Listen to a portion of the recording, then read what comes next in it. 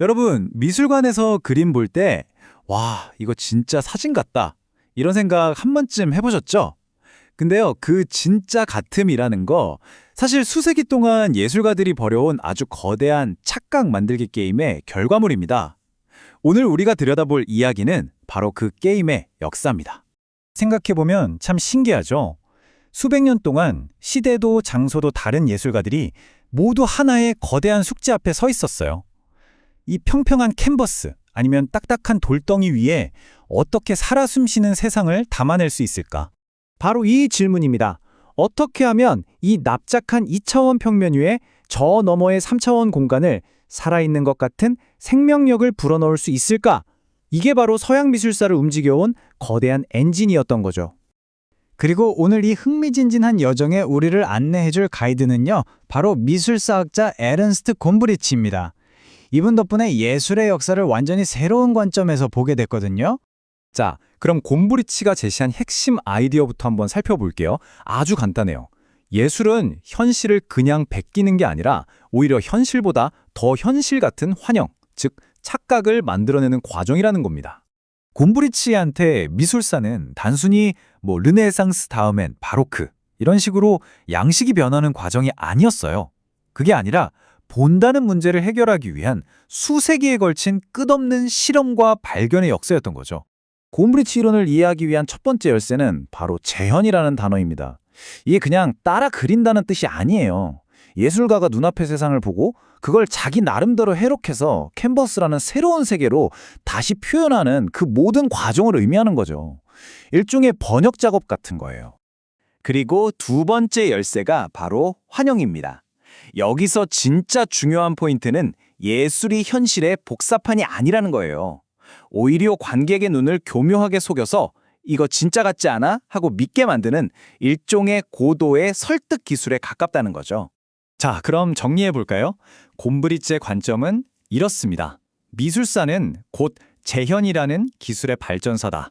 그리고 그 기술의 최종 목표는 우리를 완벽하게 속일 수 있는 아주 설득력 있는 환영을 만들어내는 것이다. 간단하죠? 그럼 이 재현의 역사를 따라서 우리의 첫 번째 여행지로 떠나보겠습니다. 모든 것의 중심이 신이 아니라 인간이었던 것, 바로 고대 그리스와 로마입니다.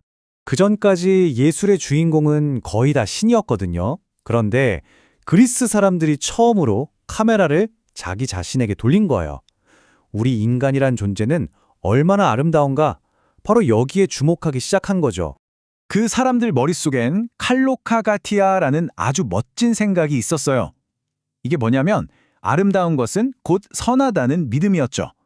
바로 이 믿음 때문에 예술가들은 현실의 불완전한 인간이 아니라 가장 이상적이고 완벽한 형태의 인간을 조각으로 만들어내려고 했던 겁니다.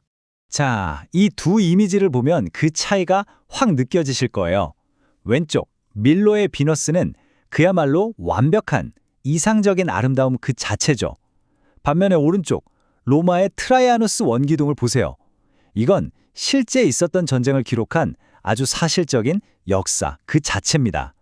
이상과 현실, 바로 이 차이인 거죠. 그러니까 그리스 예술이 신화 속 인물의 완벽한 모습을 좇았다면 로마 예술은 훨씬 더 실용적이었어요. 황제의 얼굴에 있는 주름 하나까지도 다 그려냈죠. 왜? 그게 바로 역사고 기록이니까요. 그리고 마침내 이 재현의 역사에 정말 거대한, 거의 빅뱅과 같은 전환점이 찾아옵니다. 바로 우리가 잘 아는 르네상스 시대의 혁명입니다. 원근법이 가져온 변화 한번 보세요. 정말 혁명적이지 않나요? 그전에는 중요한 사람이면 그냥 크게 그렸어요. 왕이면 저 뒤에 있어도 제일 크게. 근데 이젠 아니죠.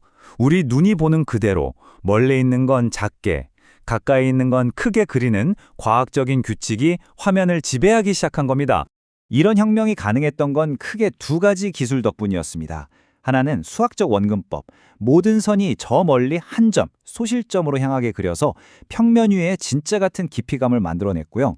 다른 하나는 해부학입니다. 직접 사람의 몸을 연구하면서 뼈와 근육이 어떻게 움직이는지 완벽하게 파악하게 된 거죠. 핵심은 바로 이겁니다. 곰브리치는 바로 이 순간을 재현의 기술 혁명이라고 불렀어요. 예술이 과학을 만나면서 이전과는 차원이 다른 시각적 설득력을 갖게 된 결정적인 순간이었던 거죠. 자, 르네상스에서 현실을 완벽하게 재현하는 규칙을 마스터했습니다. 그럼 그 다음은 뭘까요? 그렇죠.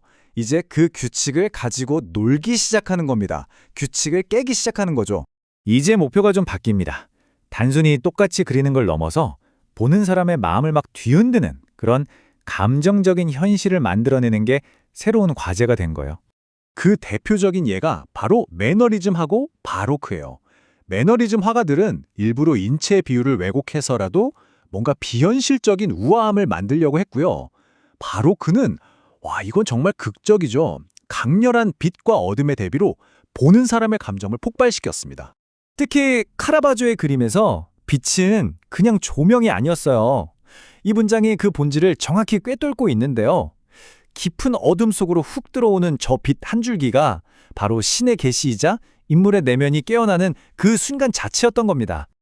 자, 이제 거의 다 왔습니다. 이 기나긴 역사를 꿰뚫는 하나의 황금 실타래는 과연 무엇일까요? 오늘 이야기의 핵심입니다.